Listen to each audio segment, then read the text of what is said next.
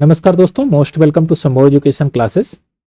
RRB LP exam 2024 जो कि conduct है अभी चल रहा है। इसमें मैथ की पीवाईक्यू सीरीज हम लोग कंडक्ट कर रहे हैं जो कि प्रीवियस ईयर के क्वेश्चन पे बेस्ड है। तो नंबर सिस्टम के हमने 30 क्वेश्चन सॉल्व किए थे। नेक्स्ट वाला जो ये सेशन है क्लास नंबर 2, इसमें हम 31 से क्वेश्चन सॉल्व करेंगे। तो आइए शुरुआत करते हैं क्वेश्चन नंबर 31 से। नीचे दी गई संख्याओं में से किसका वर्गमूल एक परिमेय संख्या है? तो यहां पर आपको दिख रहा है कि 144 यह 12 का स्क्वायर है। 136 किसी भी संख्या का पूर्ण वर्ग नहीं, 120 भी नहीं, 128 भी नहीं है। तो ऑप्शन नंबर ए इसका करेक्ट आंसर है। 144 परफेक्ट स्क्वायर है किसका? 12 का। किसी भी संख्या की को पता करने के लिए कि यह संख्या किसी संख्या का वर्ग होगी या नहीं होगी, तो हम डीएस कॉन्सेप्ट से भी पता कर सकते हैं कि जिसके अंकों का योग 1, 4, 7, 9 हो वही संख्या पूर्ण वर्ग के रूप में होगी। चलिए अभी हम इसका यूज भी करेंगे। 1/2 प्लस √3 का परिमेय संख्या के रूप में व्यक्त करना है, तो इसका रेशनलाइजेशन कर देते हैं। 1/2 plus √3 into 2 minus √3 divided by 2 minus √3। अब नीचे बन गया a plus B, a minus B. तो 2 का स्क्वायर 4 माइनस √3 को हटा देंगे यानी कि 3 हो जाएगा। तो 2 माइनस √3 यहां पर आ जाएगा 2 माइनस √3 डिवाइडेड बाई 1, जो कि ऑप्शन नंबर बी इसका करेक्ट आंसर है। नेक्स्ट क्वेश्चन लेते हैं। 4062 में कौन सी छोटी से छोटी संख्या जोड़ी जाए कि यह पूर्ण वर्ग बन जाए? अब देखिए 4062 किसके वर्ग के करीब है? तो हम जानते हैं 65 का जो वर्ग होता है ये है 25, 42, 25। अब यह संख्या निश्चित रूप से 64 से छोटी है। अगर हम इसका रूट निकालेंगे कुछ x जोड़ के, तो ये 64 इससे 65 से छोटी होगी। अब 65 से छोटी यानी कि 64 का स्क्वायर रूट हमको पता करना पड़ेगा कि 64 का स्क्वायर रूट क्या होगा। तो 64, अब इसका स्क्वायर निकालने का सबसे बढ़िया तरीका है कि अगर ऐसे आपको 2 अंक लिखे हैं, 2 अंक का 2 डिजिट का है, तो सबसे पहले इसका स्क्वायर करिए। 4 चौक 16 के 6 हाथ लगे 1, 4 छक 24 दूना 48, 48 से 49 9 और बचा कितना? 4, 6 चौक 36, 4 40 यानी 4096 इसका स्क्वायर है। ये 64 का स्क्वायर है। अब इससे घटा दीजिए आप। 4042 घटाएंगे तो यह आ जाएगा 4 और 55, तो 54 इसका करेक्ट आंसर होगा। ऑप्शन नंबर बी इसका करेक्ट आंसर होगा 54। दूसरा अगर आप देखेंगे तो यहां डीएस कॉन्सेप्ट लगा लीजिए। हम कहेंगे जिस संख्या के जो आप वर्गमूल निकालेंगे, वर्ग निकालेंगे, उसके संख्या का योग क्या, अंकों का योग क्या होगा? 1, 4, 7, 9। इन्हीं में से 4 में से एक संख्या होगी यानी कि, तो 4 2 6 4 10 यानी इसका डीएस 1 हो गया। अब देखिए 4 1 5, इसका डीएस 5 इसमें जोड़ेंगे तो कितना बन जाएगा? 6 बनेगा और ये डीएस कंप्लीट नहीं होगा यानी कि ऑप्शन नंबर ए गलत हो गया। 6 4 10, इसका डीएस 1 बनेगा और 1 जोड़ेंगे तो 2 हो जाएगा, यह भी नहीं होगा। 5 4 9, 9 जब इसमें जोड़ेंगे 10 हो जाएगा तो कंप्लीट होगा डीएस 1 यानी कि option number B correct answer है। ये सेटिस्फाई कर रहा है। डी भी देख लेते हैं। 8 5 13, 3 1 4 और 4 + 1 5, जो कि इसमें नहीं है, तो ऑप्शन नंबर डी भी गलत हो गया। ऑप्शन नंबर बी इसका करेक्ट आंसर होगा। चलिए नेक्स्ट क्वेश्चन लेते हैं। Question number 34। 1,37,592 को उस सबसे छोटी संख्या से विभाजित कीजिए कि वो कुछ शेषफल ना बचे और भागफल एक पूर्ण घन हो, यानी कि वह वो संख्या परफेक्टली डिवाइड कर दे 1,37,592 को और जो भागफल आए वो पूर्ण घन हो और उसका घनमूल आपको ज्ञात करना है। तो सबसे पहले आप घन ज्ञात कर लीजिए तो घनमूल भी ज्ञात हो जाएगा। 1,37,592 है, 2 से काट दीजिए तो आ जाएगा 68796, फिर 2 से काटिए 34398, फिर 2 से काटिए 17 199, फिर 3 से काट दीजिए 3 5 15 7 3 3, फिर 3 से काटिए तो आपका आ जाएगा 19 19 1 1, फिर 3 से काट दीजिए 3 6 18 3 7, फिर 7 से काटेंगे 13 7 91 91, फिर 7 से काटेंगे 13। तो देखिए पूर्ण घन क्या बन रहा है आपका 3 इंटू 2, यानी कि 3 की पावर 2 की पावर 2 की पावर 3 इंटू 3 की पावर 3, यानी कि 6 की पावर 3 आपका भागफल आया। ये क्या आया? भागफल। ये रहेगा आपका भागफल। अब अगर मैं इसका घनमूल निकाल लूं तो आप कहेंगे कि इसका घनमूल आएगा 6, और ऑप्शन नंबर डी इसका करेक्ट आंसर हो जाएगा। चलिए नेक्स्ट क्वेश्चन लेते हैं, क्वेश्चन नंबर 35। 7864 में किस न्यूनतम संख्या का योग करें कि यह पूर्ण वर्ग बन जाए? तो देखिए सेम वही पैटर्न फॉलो करते हैं जो हमने सम में डिजिट में लगाया था। 6 4 10 10 8 18, यहां बचेगा 7। डीएस कितना हो गया इसका? 7। इसका डीएस कितना होगा? 7। तो 7 7 14, 4 1 5, ये नहीं होगा क्योंकि डीएस कितना होना चाहिए? 1 होना चाहिए, 4 होना चाहिए, 7 होना चाहिए या 9 होना चाहिए, इन्हीं में से कुछ होना चाहिए। सी वाला देखते हैं। 7 1 8, 8 7 15, 5 1 6, जो कि यह भी नहीं होगा। 7 5 12, 12 का 1 और 2 3, 3 7 10, यानी कि इसका 7 5 12 3 बनेगा, 7 3 10, डीएस 1 हो जाएगा। तो ऑप्शन नंबर बी सेटिस्फाई कर रहा है। डी को भी चेक कर लेते हैं। 7 7 14, 4 1 5, ये नहीं होगा। तो ऑप्शन नंबर बी इसका करेक्ट आंसर होगा। 57। अब 57 आप अगर ऐड करके इसका वर्गमूल भी निकालना चाहेंगे तो बड़े आराम से निकल जाएगा। देखिए 7 8 6 4, इसमें 57 ऐड कर देंगे तो 7 4 11 और 6 5 11 1 12 9 7, 7921। 7921 किसका वर्गमूल है? तो आप कहेंगे 7921 89 का वर्गमूल है। 89 का वर्गमूल है ये, इसका निकालेंगे, वर्ग है, 89 का वर्ग है। अगर इसका वर्गमूल करेंगे तो वर्ग क्या आएगा? 89 आएगा। 89 का स्क्वायर करेंगे तो 7921 आपको मिलेगा। तो 57, ऑप्शन नंबर बी इसका करेक्ट आंसर है। नेक्स्ट क्वेश्चन लेते हैं। एक धनात्मक पूर्णांक को 4050 से गुणा करने पर यह संख्या पूर्ण वर्ग बन जाती है। देखिए 4050 इंटू 2 करेंगे तो 8100, 8100 आएगा। यह पूर्ण वर्ग है, यानी कि अगर मैं इसका वर्गमूल निकालूं तो कितना बनेगा? 90। ऑप्शन नंबर सी इसका करेक्ट आंसर, यही वर्गमूल पूछा गया है।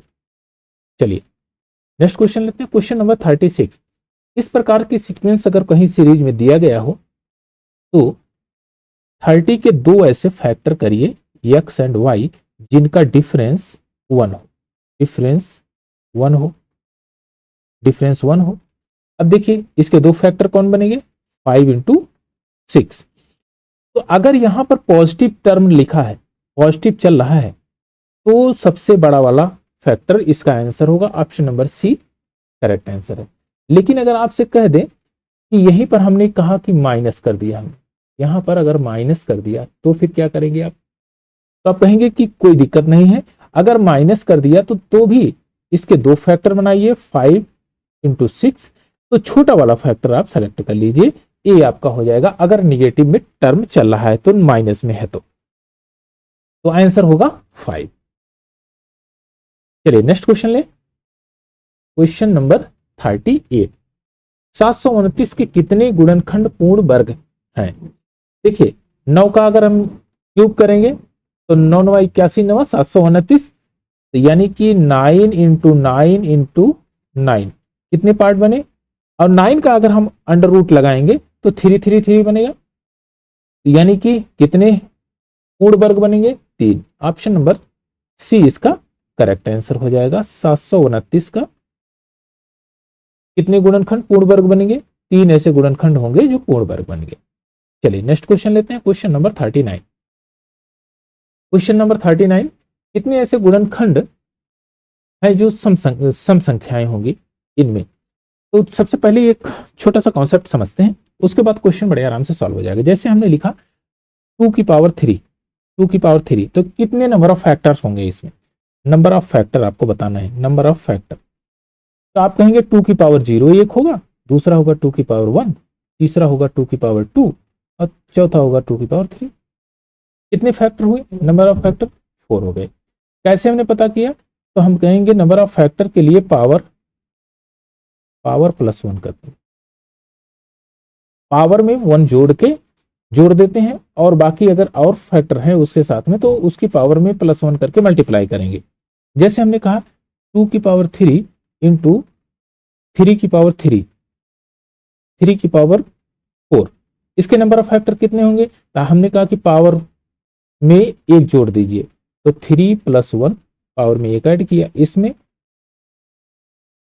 इंटू 4 + 1, तो ये हो गया 4 × 5, ये आ गया नंबर ऑफ फैक्टर 20।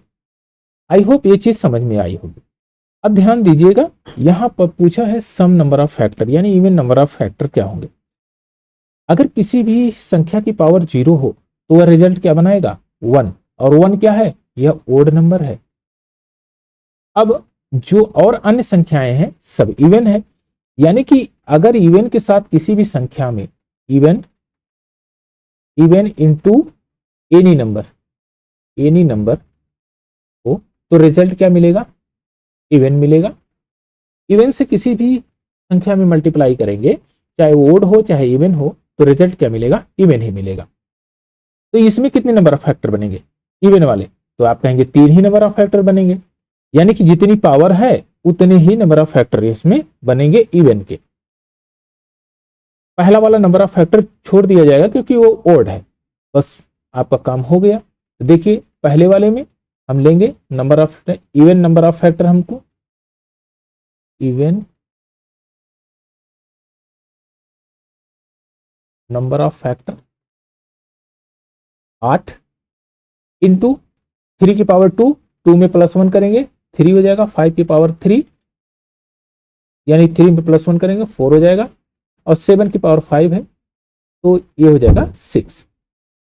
अब देखिए 8 3 24, 6 चौक 24, 24 इंटू 24 576, क्योंकि इसका 24 इंटू 24 576 होता है 576। आपका ऑप्शन नंबर सी इसका करेक्ट आंसर होगा। तो बहुत आराम से इसको सॉल्व कर सकते हैं। अगर हमको कहा गया ओड नंबर ऑफ फैक्टर बताओ भाई, ओड नंबर ऑफ फैक्टर, हमने कहा इस इवन को काट देंगे, हटा देंगे, ओड नंबर ऑफ फैक्टर आप लिख दीजिए। पहले वाले में ओड नंबर ऑफ फैक्टर कितने बनेंगे? कहेंगे 1, एक ही बनेगा। दूसरे वाले में क्या बनेंगे? सीधे 2 की पावर 3 की पावर 2 है तो पावर में 1 ऐड कर देंगे, 3 इंटू फिर पावर में 1 ऐड करेंगे, 3 1 4 हो जाएगा, फिर पावर में 1 ऐड करेंगे तो 5 1 6 हो जाएगा।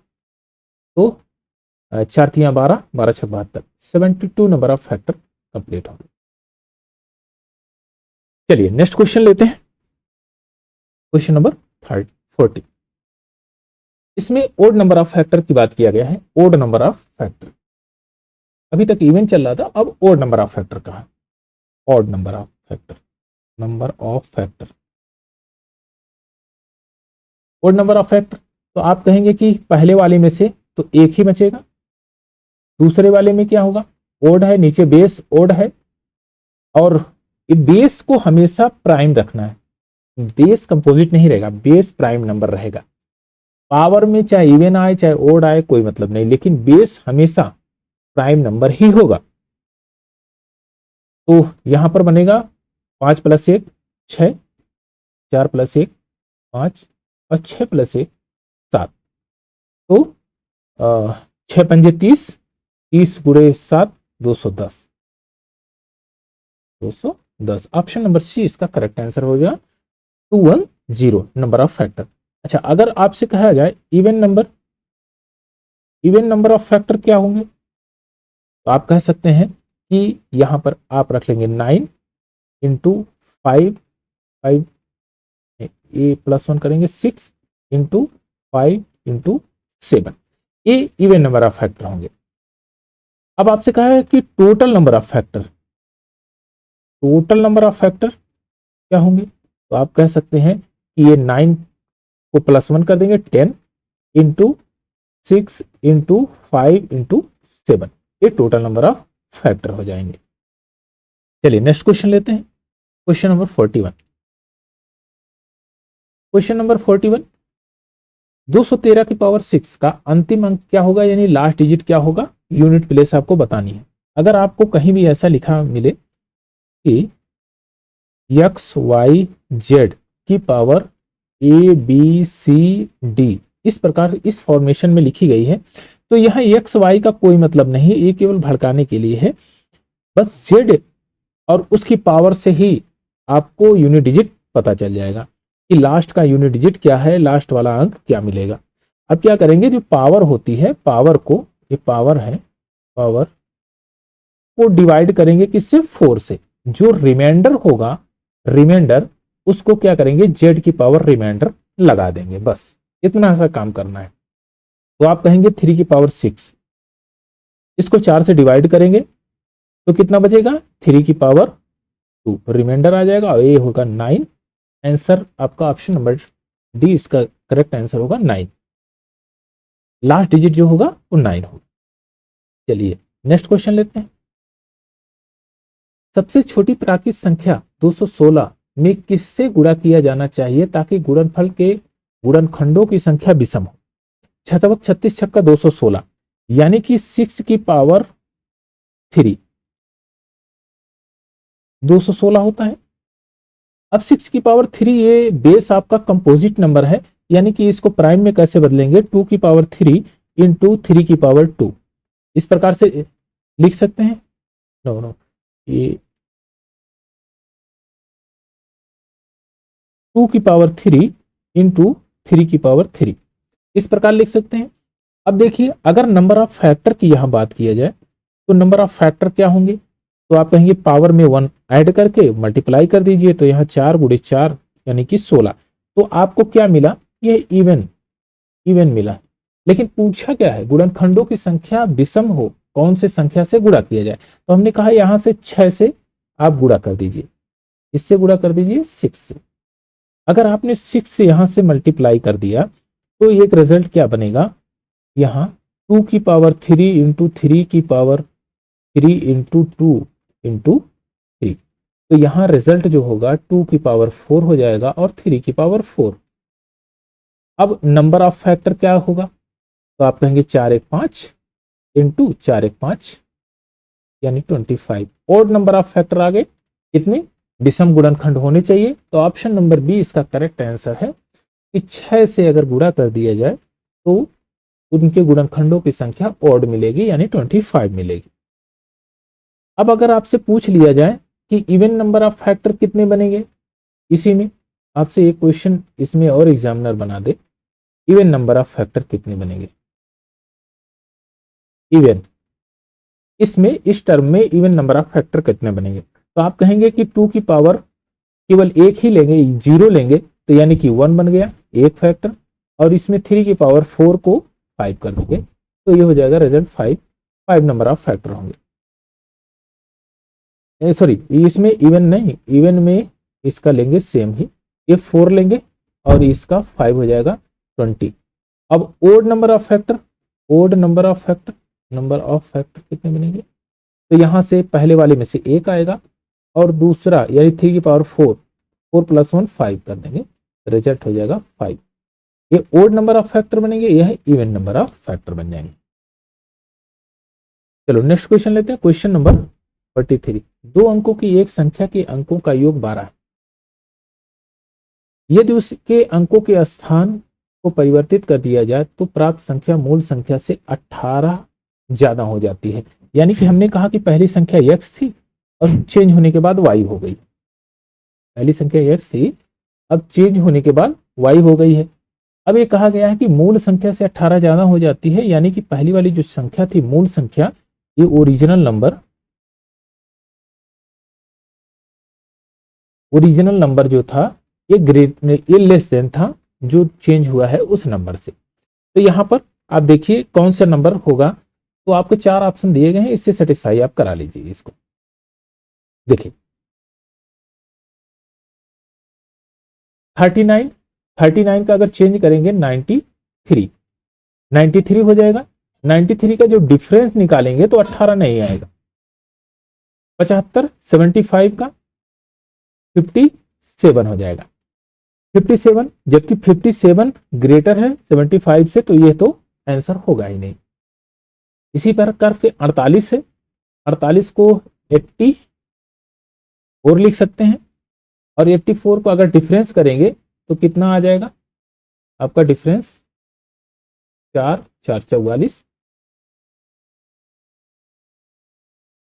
नहीं 8 6 14, ये हो जाएगा 36 ये हो जाएगा आपका 36।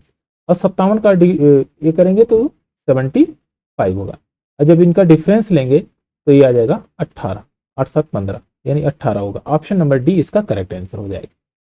तो इस तरह से आराम से इसको टैली कर सकते हैं, लगा सकते हैं। ऑप्शन से इसको एलिमिनेट करने में बहुत आसानी होगी। बाकी इक्वेशन आप बनाना चाहेंगे तो इक्वेशन भी बड़े आराम से बन जाएगा। चलिए नेक्स्ट क्वेश्चन लेते हैं। क्वेश्चन नंबर 44, 2 अंकों की संख्या के अंकों का योग 9 है। एक साथ ही इस संख्या का 9 गुना, यानी कि अंकों का योग का 9 गुना यानी 81 हो जाएगा। अंकों के उल्टे क्रम में प्राप्त संख्या के 2 गुना है, तो संख्या ज्ञात करिए। तो सीधे ये कह रहा है कि भाई अंकों को पलट दिया जाए तो वो 9 गुना, अंकों का योग 9 गुना हो जाता है। तो 18 को जब पलटेंगे तो 81 बन जाएगा। इनके अंकों का योग 9 है, 9 का 9 गुना ये है, मल्टीप्लाई बाई 9, और 2 गुना आपका ये है, 9 गुना 18, तो ये तो सेटिस्फाई कर रहा है। ऑप्शन नंबर बी इसका करेक्ट आंसर है।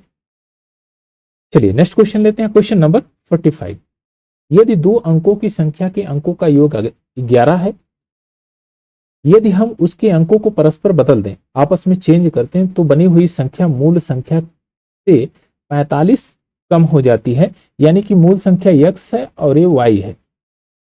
मूल संख्या से ये कम हो जाती है, जो नई संख्या होगी यानी मूल संख्या बड़ी होगी। अब देखिए दोनों के अंकों का योग 11 होना चाहिए। 9 2 11, 6 5 11, 6 5 11, यहां पर भी 8 3 11। अब क्या होगा, इसके या तो 2 तरीके हैं, ये तो आप ऑप्शन विधि से सॉल्व कर लीजिए, दूसरा आप जो है एलिमिनेशन मेथड लगाइए उससे सॉल्व कर लीजिए, और एक ये तो आपने इक्वेशन बना लीजिए उससे सॉल्व कर सकते हैं। तो हम ऑप्शन से सॉल्व करेंगे ताकि हमारा टाइम बचे। देखिए 92 का जब चेंज करेंगे तो 29 हो जाएगा। 29 यानी कि ये आपका हो जाएगा 9 3 12, डिफरेंस निकालेंगे तो यहाँ पर 7 में से 2 गए, नहीं ये हो जाएगा आपका 8 63, यहाँ हो जाएगा आपका डिफरेंस निकालेंगे 56 का, 6 5 11, तो आपका ये हो जाएगा 9 9 6 15, और यहाँ पर 0। इसको जब चेंज करेंगे तो ये हो जाएगा आपका 65। ध्यान में रहे 65 ग्रेटर है, और यहाँ पर ग्रेटर पहला वाला अंक होना चाहिए, यानी कि यह भी नहीं है। ए और सी भी कट गया, बी भी कट गया, तो ऑप्शन नंबर डी इसका करेक्ट आंसर। अब एक बार ऑप्शन नंबर डी को सेटिस्फाई करा लेते हैं। 83 जब इसके चेंज करेंगे तो 38 हो जाएगा, तो ये 5 हो जाएगा 45, और ये सेटिस्फाई कर रहा है। इनका डिफरेंस कितना होगा, मूल संख्या से 45 कम है, यानी 45 इसको सेटिस्फाई कर रहा है।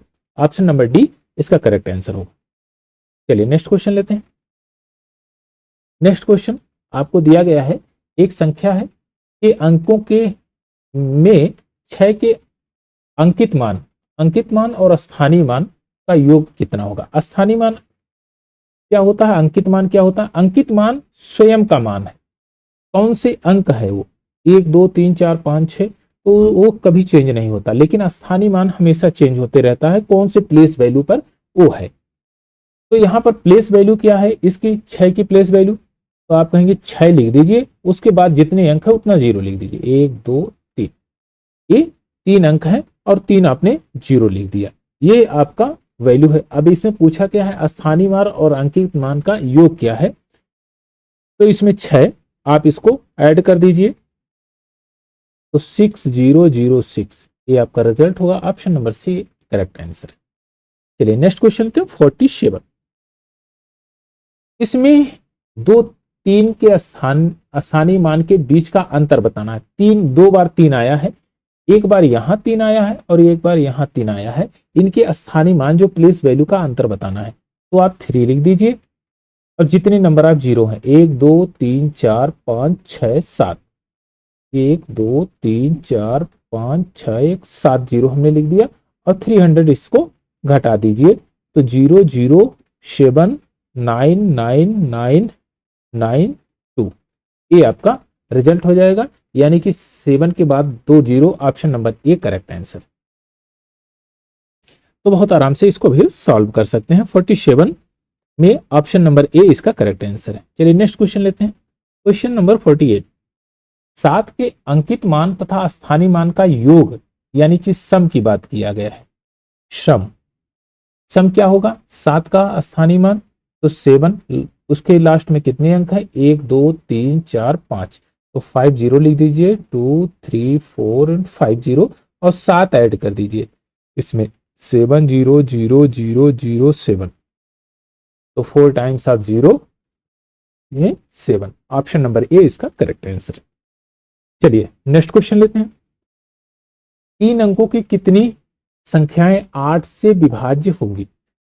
अब देखिए ये बहुत अच्छा क्वेश्चन है। 3 अंकों की संख्याएं, कितनी ऐसी संख्याएं जो 8 से डिविजिबल होगी। तो पहले एक शॉर्ट टर्म समझिए।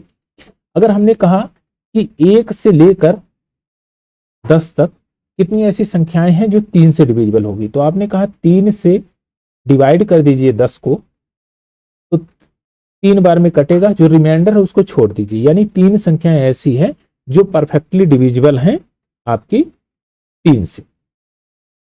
अब यहां पर आपको बताना है कि 1 से लेकर 999 तक, 1 से लेकर 999 तक कितनी ऐसी संख्याएं हैं जो 8 से डिविजिबल हैं। तो 8 से इसको भाग दे दीजिए। 8 से जब भाग देंगे तो 8 एकम 8, 19 हो जाएगा। 8 दूना 16, 3 19 यानी कि 39, 8 चौक 32, 4 124, यानी 124 ऐसी संख्याएं हैं 199 तक जो परफेक्टली डिविजिबल हैं किससे, 8 से। अब लेकिन कहा गया है 3 अंक की ही होनी चाहिए, तो हमने कहा 1 से लेकर 99 तक हम देख लेते हैं 8 से डिविजिबल। तो 8 से डिवाइड करेंगे तो 8 एकम 8 और 8 दूना 16, यानी 12 संख्याएं ऐसी हैं जो 1 से 99 तक डिविजिबल हैं। तो 12 संख्याएं जब घटाएंगे इसमें से तो आएगा 112, यानी कि 124 में से 12 घटाएंगे तो 112 आएगा। ऑप्शन नंबर डी इसका करेक्ट आंसर हो जाएगा। 112 ऐसी संख्याएं हैं जो 8 से परफेक्टली डिवाइड होंगी। चलिए इस सेशन का लास्ट क्वेश्चन करते हैं। Question number 50। एक संख्या का वर्ग उसी संख्या के 2 गुने से 3 अधिक है तो वह संभावित संख्या कौन सी होगी। एक संख्या का वर्ग x मान लीजिए है, इसी संख्या के 2 गुना किया आपने, 2x कर दिया, x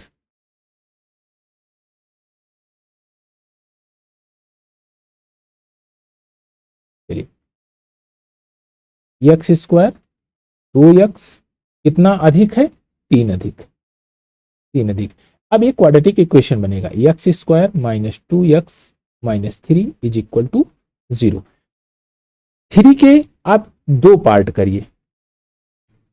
करिए, इस प्रकार से करिए कि मल्टीप्लाई करने के बाद आपका -3 आए और जब उसको हम ऐड करें तो -2 हो, तो यहां पर हो जाएगा 1 और -3।